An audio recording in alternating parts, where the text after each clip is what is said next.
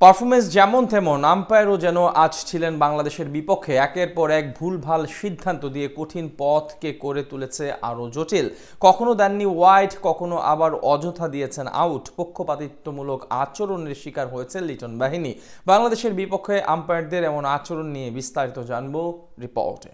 লঙ্কানদের বিপক্ষে বাংলাদেশের পারফরমেন্স ছিল একেবারে শূন্যের কোটায়। বিশেষ করে ব্যাটারদের নাজেহাল অবস্থা বিরক্ত বাড়িয়েছে দর্শকদের চোখে। কিন্তু তারপরও প্রশ্ন উঠেছে টাইগারদের বিপক্ষে আম্পায়ারদের পক্ষপাতিত্বমূলক আচরণের। একাধিক ভুলভাল সিদ্ধান্ত দিয়ে কঠিন পথ যেন আরো বেশি জটিল করে দিয়েছে লিটনদের জন্য, যেটা নিয়ে এখন প্রশ্ন উঠেছে ভক্তদের মনে। আম্পায়াররা কি ইচ্ছে করেই চেয়েছে শ্রীলঙ্কাকে ম্যাচ জিতিয়ে দিতে?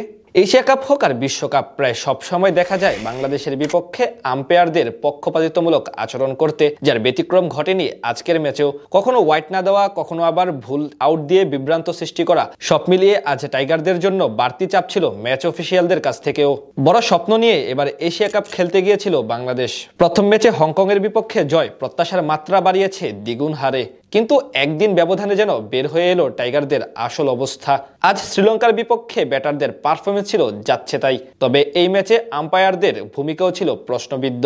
আবুধাবির জায়েদ স্টেডিয়ামে এদিন টস ভাগ্য গিয়েছে টাইগারদের বিপক্ষে, তবে লঙ্কানরা আগে ব্যাট করতে পাঠায় বাংলাদেশকে। প্রথম ওভারে টানা 5 বল ডট দিয়ে ডিরেক্ট বোল্ড হয়ে সাজঘরে ফিরেন ওপেনার তানজিদ তামিম। পরের ওভারে দুষ্মান্তা চামিরার শিকার হন পারভেজ হোসেন ইমন। প্রথম 12 বলে কোনো রানই করতে পারেনি বাংলাদেশের ব্যাটাররা। খানিক বাদে রান আউটের ফাঁদে পড়ে বিদায় নেন তাওহিদ হৃদয়। এরপর হাল ধরার চেষ্টা করেন অধিনায়ক লিটন দাস এবং সহ অধিনায়ক শেখ মাহাদি। আর তাদের বিপক্ষেই ঘটে আম্পায়ারের সেই বিতর্কিত কাণ্ড।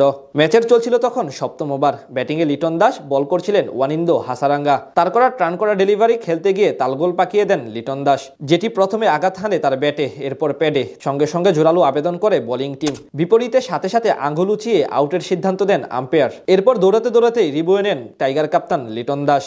সেখানে রিপ্লেতে দেখা যায় বল প্যাডে নয়, প্রথমে লেগেছিল ব্যাটে, অর্থাৎ বেঁচে যান লিটন। আম্পায়ারের এমন সিদ্ধান্তে অবশ্য নাখুশ ছিল দর্শকরা। একইভাবে শেখ মাহাদির আউটের ডিসিশনে ছিল আম্পায়ার্স কল। অষ্টম ওভারে হাসারাঙ্গার বল আঘাত হানে তার ফ্রন্ট প্যাডে, সাথে সাথে আবেদন করলে আউটের সিদ্ধান্ত দিয়ে দেন আম্পায়ার।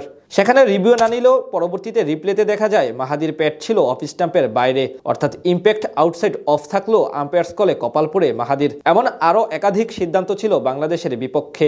শুধু আজকের ম্যাচে না, হংকংয়ের বিপক্ষে ম্যাচেও ছিল এমন চিত্র। সেখানেও পক্ষপাতিত্বমূলক কাণ্ডের শিকার হতে হয়েছিল টাইগারদের। আজ আরও একবার দেখা গেল এমন চিত্র। এদিকে এদিন ব্যাট হাতে সবার ব্যর্থতার দিনে মন জয় করে নেন জাকের আলী অনিক এবং শামীম হোসেন পাটোয়ারি। দুজনই লড়াই করেছেন বুক চিতিয়ে, বাংলাদেশকে এনে দিয়েছেন 140 রানের ভিত। টাইগারদের বিপক্ষে আম্পায়ারদের পক্ষপাতিত্বমূলক আচরণের একাধিক ভুলভাল সিদ্ধান্ত দিয়ে কঠিন পথ যেন আরো বেশি জটিল করে দিয়েছে লিটনদের জন্য, যেটা নিয়ে এখন প্রশ্ন উঠেছে ভক্তদের মনে।